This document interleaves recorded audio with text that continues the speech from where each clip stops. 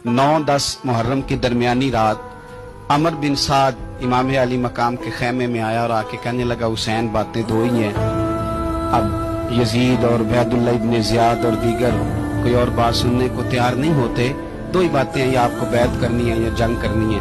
तो इमाम अली मकाम फरमाने लगे कि मुझे एक रात की मोहलत दे दो। अमर बिन साद ने कहा ठीक है, मैं सवेरे आ जाऊंगा।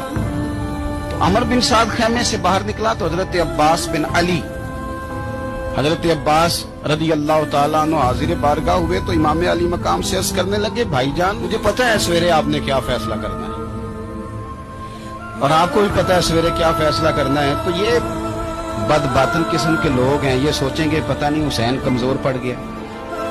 अभी बताना था कि हमने बैत नहीं करनी, आपने रात मोहलत क्यों मांगी? इमाम हुसैन फरमाने लगे, अब्बास तेरा क्या ख्याल है, मैंने सोचने के लिए टाइम दिया, तेरा क्या ख्याल है कि मैंने कोई नई राह तलाश करनी है?